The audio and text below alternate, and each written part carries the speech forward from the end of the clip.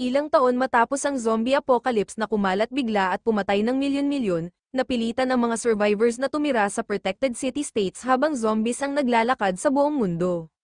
Sa present, sina Riley at Mike ay nag-oobserba sa isang abandoned town na puno ng zombies at napansin nila na parang may vague memories pa ang mga ito dahil ginagaya nila ang dati nilang trabaho. May mga zombies na hirap tumugtog ng instruments habang si Big Daddy naman ay kumukuha ng gas nozzle na parang magre-refill ng kotse kahit wala naman, kaya napaisip si Riley kung nagiging mas matalino na ba sila, at doon siya kinabahan. Biglang nag-growl si Big Daddy dahil naamoy niya ang humans kaya agad umalis ang dalawa, samantala dumating naman sina Cholo at ang team niya sa landfill para itapon ang mga box at nang may makita silang zombie na gumagapang, binaril nila ito sa ulo bago itapon ang huling box na may tumutulong dugo. Ilang sandali pa, nagulat sina Riley at Mike nang may lumabas na lalaking may deformed na mukha. Handa na sanang bumaril si Mike pero pinigilan siya ni Riley at ipinaliwanag na kaalyado nila iyon, si Charlie. Habang sumasabog ang fireworks sa langit, bumalik ang tatlo sa Dead Reckoning, isang malaking armored vehicle na si Riley ang nagdisenyo, at dumating din sina Cholo at ang team niya kaya nalaman na gamit nila ang Dead Reckoning para mag-travel sa zombie-infested areas at kumuha ng supplies. Sinubukan ni Riley na balaan si Cholo na mukhang nag-iisip at nagko-communicate na ang zombies pero hindi siya pinansin ni Cholo. Pagkatapos ay sumakay si Cholo sa bike at sumunod si Mike habang nagtatanong kung bakit laging gabi sila umaatake. Sinabi ni Cholo na kailangan ng dilim para makita ang fireworks na distraction dahil hindi matanggal ng zombies ang tingin nila doon. Nag-ikot ang mga tao sa town sakay ng mga kotse at bikes, kumuha ng supplies at binabaril ang mga distracted zombies. Hindi nila alam na immune si Big Daddy sa fireworks at sinusubukan niyang ipabalik ang awareness ng ibang zombies pero walang nangyayari. Nang magsimulang mamatay ang zombies dahil sa attacks ng team, nagalit si Big Daddy at inapakan ng ulo ng isang zombie habang umaatungal. Saka biglang tumigil ang fireworks kaya napilitan si Riley barilin ng zombie na lumapit sa jeep niya, at nang tawagan niya ang Dead Reckoning, ipinaliwanag ni Pretty Boy na jammed ang launcher. Agad tinawag ni Riley ang lahat para bumalik at nagmadali ang lahat habang nagbibigay ng cover fire ang Dead Reckoning at nagpapasabog ng mga zombies, pero napansin ni Riley na wala pa si Cholo at nang tawagan niya ito, sagot ni Cholo na may gagawin pa muna siya. Pagkatapos nito, pumasok sina Mike, Cholo, at Foxy sa isang store para kumuha ng alcohol bottles at nang buksan ni Cholo ang fridge, may zombie na lumundag palabas at inatake siya kaya napasubsob sila sa sahig at nagagawan.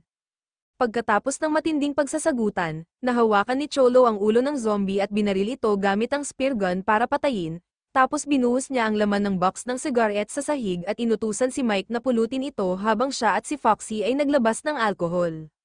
Nang abutin ni Mike ang counter, may nakatagong zombie na biglang kumagit sa braso niya kaya tumakbo siya palabas sa sobrang takot at sinundan siya ng zombie.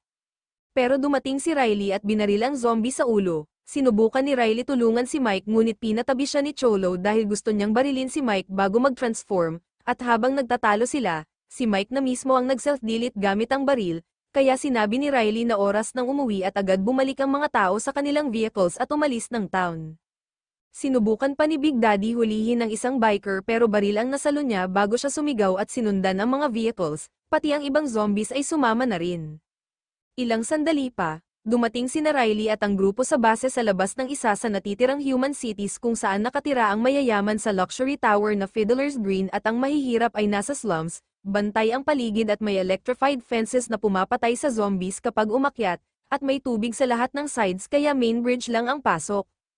Matapos ma-deliver ang supplies, hinarap ni Riley si Cholo at sinisi ito sa pagkamatay ni Mike dahil unnecessary ang detour, pero sagot ni Cholo na alam ni Mike ang risks at pumayag pa rin. At nalaman ni Riley na desperado si Cholo makapasok at magretiro sa Fiddler's Green kaya nagbebenta siya ng alcohol para kumita. Kinabukasan, pumunta sina Riley at Charlie sa slums para puntahan si Mulligan, isang homeless man na nanghihikayat ng pagrerebelde laban sa mayayaman, pero hindi interesado si Riley at nagbigay lang ng gamot para sa anak nito. Pagkatapos, pumunta si Riley sa garage para tingnan ang kotse na binili niya kahapon pero nadiskubre niyang ninakaw na ito. Kaya pumunta sila ni Charlie sa isang underground party kung saan ginagawang entertainment ang zombies, may mga nakatali para sa pictures at may mga pinapaglaban para sa gamblers. Hinarap ni Riley si Chihuahua at hinanap ang kotse niya. Pero sabi ni Chihuahua wala siyang alam at mag-iimbestiga siya. Sa fighting cage naman, Kadalasan pusa o aso ang pang-akit sa zombies pero ngayong gabi babae ang itinapon, si Slack, na desperadong tinutulak ang zombies at umaakyat sa fences para makatakas pero lagi siyang nahihila pabalik habang tuwang-tuwa ang crowd, pero nagulat si Riley nang makita niya ang eksena kaya binaril niya ang zombies, nagtakbuhan ang crowd, at sinubukan ni Chihuahua barilin si Charlie pero isang inosenteng lalaki ang nataman niya. Narinig ni Riley ang putukan at agad niyang binaril si Chihuahua, pero buhay pa pala ito at pinaputukan siya mula sa likod. Sinipa ni Slack si Riley palabas ng fence para mailayo siya kaya si Slack ang tinamaan sa braso, at nang tumakbo si Chihuahua, nag-focus si Charlie at tinamaan niya ito ng eksakto sa ulo, saka dumating ang pulis at inaresto silang lahat. Sa kulungan, ipinaliwanag ni Slack na ginawa siyang bait dahil utos iyon ni Kaufman, ang city leader, matapos nitong malaman na tumutulong siya sa rebellion ni Mulligan, at sinabi rin niya na nag-training sana siyang sumali sa army pero dahil sa apocalypse, pinilit siyang maging naughty worker, kaya sang-ayon si Riley na masama ang sistema pero ayaw niyang sumali sa rebellion dahil balak niya talagang umalis ng city gamit ang kotse niya at magpunta sa lugar na walang tao. Dumating din si Mulligan na inaresto rin, samantala sa labas ng city, nakita ng zombies na barado ang daan kaya pinagawa ni Big Daddy ang butcher zombie ng butas sa harang at nagulat sila sa mga nakabitin na katawan na ginagawang target practice ng humans, dahilan para mas magalit si Big Daddy. Sa Fiddler's Green naman, dumating si Cholo para kausapin si Kaufman pero muntik siyang atakihin ni Nip ang butler na nagsabing wala si Kaufman at may kakaibang ingay sa kabilang apartment. Kaya sinipa ni Cholo ang pinto at nakita ang isang lalaking nag-self-delete, kukunin na sana niya ang sculpture para basagin ang utak nito pero pinigilan siya ng umiiyak na asawa, at habang nagtatalo sila, lumabas ang anak para putulin ang lubid, ngunit nagising ang patay bilang zombie at agad nitong kinagat ang leeg ng anak saka sinubukan atakihin ang babae, pero pinukpok ni Cholo ng paulit-ulit ang ulo ng zombie at dumating ang guard kaya iniwan na niya ito. Pagkaraan, hinarap niya si Kaufman para ibigay ang mga magagandang gamit na nakuha niya at sinabi niyang gusto niyang gamitin ang mga payment para makalipat sa Fiddler's Green. Pero sagot ni Kaufman na hindi tinatanggap ang mga kagaya niya, kaya nagalit si Cholo at nagrant na 3 taon na siyang nagtatrabaho para kay Kaufman at pinatay pa niya ang mga political enemies nito na nasa mga box kanina, pero walang pakialam si Kaufman at tinawag ang guard para patayin si Cholo. Kaya mabilis itong umalis at hinabol sa hagdan kung saan naunahan niya ang guard at sinapak ito para maaga ang baril niya. Pagdating ng gabi, pumunta si Cholo at ang team sa base para nakawin ang Dead Reckoning habang malapit doon may 2 sundalo na nagtitraining gamit ang inflatable man. Nagulat ang 2 sundalo nang makarinig sila ng ingay sa likod at pag-on nila ng ilaw, nakita nila si Big Daddy, kaya nagsigawan ng mga tao sa base bago tumunog ang alarm. Nagsama-sama ang horde sa may fence na hindi electrified dahil dito dumadaan ang guards, kaya nagmadaling magpaputok ang mga sundalo para pumatay ng maraming zombies pero hindi sila nakaabot at pinabagsak ng zombies ang fence. Ginamit naman ni Cholo ang gulo para nakawin ang Dead Reckoning at gusto ni Foxy at Pretty Boy lumaban gamit ito pero tumanggi si Cholo, habang tuluyang sinakop ng zombies ang base at inatake ang mga sundalo na kulang sa bilang. Pag-alis ng Dead Reckoning, pinaputukan ito ni Big Daddy pero tumalbog ang bala sa armor at tumama sa gas tanks na sumabog ng malaki, at matapos kainin ng mga sundalo, nakita ng horde ang maliwanag na Fiddler's Green kaya tumungo sila roon. Tumawag si Cholo kay Kaufman para sabihing hawak niya ang Dead Reckoning at binigyan niya ito hanggang midnight para magpadala ng $5 million sa boat kung hindi ay pasasabugin niya ang Fiddler's Green, pero tumanggi si Kaufman makipag-usap sa terrorist, at agad pinapalaya si Riley para gamitin sa misyon. Nag-alala si Charlie at ipinakitang si Riley ang nagligtas sa kanya mula sa sunog na tumunaw sa mukha niya, pagkatapos dinala ng cop si Riley kay Kaufman na gustong i-hire siya para bawiin ang Dead Reckoning, kaya hinala ni Riley na si Kaufman din ang nagpakuha ng kotse niya at humiling siya ng mas magandang sasakyan na puno ng weapons bilang bayad at palayain ang mga kaibigan niya, at pumayag si Kaufman sa sobrang desperation. Sa Dead Reckoning, inutusan ni Cholo si Mouse na pumunta sa port para hintayin ang boat, kaya nag-skateboard si Mouse papunta sa isang gusali sa port kung saan siya nagtatago, pero napaigtad lang siya sa ingay ng mga daga. Sa kulungan, nag-reunite si Riley sa mga kaibigan niya at binigyan sila ng bagong weapons, ngunit dumating ang assistant ni Kaufman kasama ang 3 sundalo at pinilit na sumama sila sa mission. Pagdating nila sa base, nakita nila ang pagkawasak dahil sa horde at sinundan ni Riley ang bakas na nagpakitang papunta ang zombies sa bridge, kaya tinawagan niya si Kaufman para balaan pero hindi naniwala si Kaufman na makakapasok ang zombies at inutos na mag-focus sa operation. Naghanap sina Riley at Manulit ng amo habang ang iba naman ay naghahanap ng sasakyang pwede i-hotwire, at habang sinusubukan ay binunot ni Charlie ang baril niya at tinutok kay Slack na nataranta. Pero nang bumaril si Charlie ay tinamaan niya ang zombie sa likod ni Slack, at paglapit ng pangalawang zombie ay mabilis itong pinatay ni Slack bilang ganti kahit nasaktan ang tenga ni Charlie. Sa loob ng isang gusali, nakita ni Riley at Manulit ang isang zombie soldier na kumakain ng mga kasamahan nito. Mabilis na binaril ni Riley sa ulo ang zombie soldier pero nang masilip nila ang likuran. Mas marami pa palang zombies na busy kumakain kaya sinamantala nilang dalawa ang pagkakataon para barilin silang lahat, at matapos makuha ang amo, tumakbo sila pabalik sa team pero may biglang lumabas na headless zombie sa likod nila. Pag-uga ng leeg nito, lumitaw ang ulo na nakabitin pa rin at nakagat si Manulit, kaya binaril ito ni Charlie sa dibdib para tamaan ang nakasabit na ulo sa likod, saka yumandar ang sasakyan. Habang bumibiyahe, ibinahagi ni Riley na may kapatid siyang nakagat din at naging zombie sa loob ng less than an hour kaya napilitan siyang barilin ito, kaya para hindi na maulit, pinatay ni Slack si Manulit. Maya-maya, tiningnan ni Riley ang tracking device na ginawa niya noong binuo niya ang Dead Reckoning para masundan nila ito.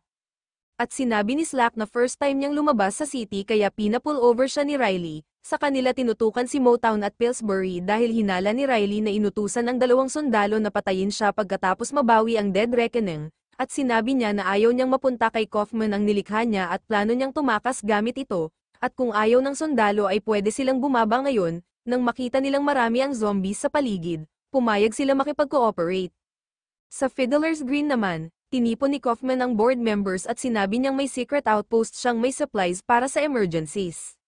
Habang sa Dead Reckoning ay may zombie na malapit kay Cholo kaya tumigil siya sa pag-eehersisyo para patayin ito, at may 40 minutes na lang bago mag-midnight kaya tinawagan niya si Mouse para sa update pero wala pa ring pera, kaya inutos niya sa team na i-ready ang missiles, samantala nakakita si Mouse ng zombie sa pintuan kaya binaril niya ito pero nang sumilip siya sa labas, nagulat siya sa isa pa at umatras, kaso may ilan pang zombies sa likod niya at mabilis siyang kinain. Sa kabilang banda, nag-aalangan ng horde sa harap ng ilog pero napansin ni Big Daddy ang reflection ng ilaw kaya naglakad siya at nahulog sa tubig, sinundan siya ng ibang zombies at dahil hindi sila humihinga, tumawid sila sa ilog nang walang problema.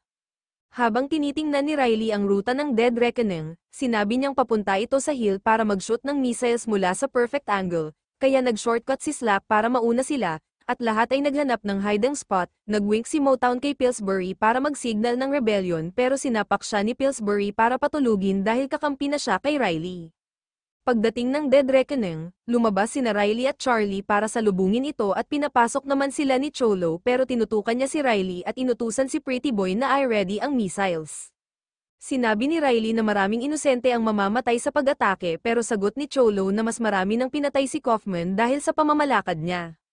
Sa city, naka-break-in na ang zombies at inuubos nila ang bawat taong madaanan nila, at nang mabagsak nila ang isang guard, kinuha ni Big Daddy ang baril nito at tinuruan pa ang isa pang zombie kung paano pumatay ng tao gamit iyon. May isa pang sundalo na nagtangkang maghagis ng grenade pero pinutol ng butcher ang kamay niya, at nang bumagsak ang katawan niya sa ibabaw ng grenade ay sumabog siya. Pagdating ng midnight, sinubukan ni Cholo i-launch ang missiles pero walang nangyari at sinabi ni Riley na deactivate niya ito gamit ang device niya bago niya basagin. Kaya sinimulan siyang bugbugin ni Cholo, pero nagising si Motown at lumapit sa Dead Reckoning, at nang makita ito ni Riley sa camera, sinipa niya si Cholo palabas ng sasakyan bago magpaputok si Motown. Bigla namang may zombie sa likod niya at kinagat ang mukha niya kaya binaril siya agad sa ulo ni Slack bago nila ni Pillsbury pinaslang ang zombie. Ginamit ni Charlie ang gulo para tanggalan ng armas si Foxy at kunin ang kontrol ng Dead Reckoning, habang tiningnan ni Riley si Cholo at nakitang dumudugo siya sa tama ni Motown. Sa Fiddler's Green naman, ninakaw ni Kaufman ang pera sa safes at sinubukang tumakas, at nang pigilan siya ng isang board member ay binaril niya ito, saka tumawag si Riley para sabihing napigilan nila si Cholo pero hindi naniniwala si Kaufman dahil naririnig niya ang mga pagsabog. Kaya napagtanto ni Riley na nakapasok na ang zombies at sinabi niyang babalik sila para tumulong. Hindi sigurado si Cholo kung mabubuhay pa siya kaya gusto niyang subukang makarating sa outpost, kaya nanatili si Foxy sa kanya habang umalis ang iba. Naghanap sila ng sasakyan at nakapatay pa si Cholo ng isang zombie pero biglang lumitaw ang isa pa sa likod at kinagat ang braso niya bago niya ito natapos gamit ang kutsilyo, at handang barilin siya ni Foxy pero pinapili muna siya. Kaya sinabi ni Cholo na may isa pa siyang gustong gawin, at dinala siya ni Foxy pabalik sa base para magpaalam. Sa city, tuloy-tuloy ang pagpatay ng zombies at natututo pa silang gumamit ng baril at kung ano-anong tools para mas wasakin ang paligid. Tumawag si Riley sa mga guards para sabihing buksan ang fences para makatakas ang mga tao pero hindi nila ma-off ang kuryente at walang sumasagot sa power plant, at kung dadaan sila sa main bridge, babagsak sila sa gitna ng kaguluhan kaya kailangan nila ng ibang solusyon, at nakita ni Riley sa map ang isang drawbridge na laging nakaangat kaya pumunta sila roon. Daan-daang tao pa rin ang namamatay habang nagmamartsang papasok ang zombies, at dahil sa putukan ng guards, nagkaroon ng mga malalaking pagsabog at isang zombie ang nagliyab hanggang sa barilin ito ni Big Daddy bilang awa. Habang tumatawid ang horde sa isang construction site, pinupulot nila ang mga tools kasama na ang jackhammer. Dirdiretso silang nakarating sa Fiddler's Green at binasag ang entrance gamit ang mga tools, saka pumasok at agad pinatay ang mga mayayamang tao habang winawasak ang mga mamahaling tindahan. Dumating naman ang Dead Reckoning sa drawbridge at binaril ni Slack ang nakalock na pinto ng control room na muntik nang tamaan si Riley. Sa oras na iyon, napalibutan ng zombie horde ang vehicle kaya nagmadali si Riley hilahin ang lever para gumana na ang drawbridge, pero ilang minuto pa bago ito bumaba. Biglang tumalon ang isang zombie kay Riley at nalaglag ang baril niya, pero matapos ang sagutan ay naitulak niya ito pababa at napugutan pa ng ulo dahil sa bumababang tulay. Binuksan ng team ang roof hatch at tinawag si Riley na umakyat, kaya kinuha niya ang baril niya at binaril ang mga lalapit habang inaakyat ang Dead Reckoning. Hindi na siya hinintay ni Pretty Boy at nag-drive na ito, ginugupo ang mga zombies sa harap at pinapaputukan ang mga nasa gilid. Habang tumatawid ang vehicle sa tulay, hindi nila napansin ang isang zombie na nakasabit sa likod. Inayos muna ni Riley ang missile launcher sa roof bago pumasok sa loob. Sa city, nagtakbuhan ang mga tao papunta sa fence pero electrified pa rin kaya hindi sila makatakas at napalibutan sila ng zombies, akala nila tapos na sila, pero dumating ang Dead Reckoning at pinalipad ang fireworks, kaya napatigil ang zombies kahit sandali, pero dahil mas matalino na sila ngayon, isang segundo lang ang epekto. Sa Fiddler's Green, sina Kaufman at Nip ay tumatakbo para makatakas at nasalubong nila si Big Daddy. Nagpaputok si Kaufman pero walang epekto, kaya hinayla siya ni Nip papunta sa garage. Habang binubuksan ni Nip ang gate, pumasok na si Kaufman sa kotse pero natagpuan ulit siya ni Big Daddy kaya tumakbo si Nip. Niyanig ni Big Daddy ang kotse pero hindi gumana, hanggang mapansin niya ang gas pump at ginamit ang nozzle para basagin ang bintana, maliit na butas lang pero sapat para may pasok at may buhos ang gas, kaya iniwan niya itong tumatakbo. Paglabas ni Kaufman ng kotse, nakita niya si Cholo at agad siyang nagpaputok pero walang epekto, at nang lumapit ito sa ilaw, nakita niyang zombie na si Cholo, kaya nagagawan sila sa ibabaw ng kotse habang bumalik si Big Daddy dala ang isang propane can na may apoy at ibinato ito sa kanila. Kumalat ang apoy sa natapong gas at sumabog ang sasakyan, na ikinamatay ni Kaufman at Cholo.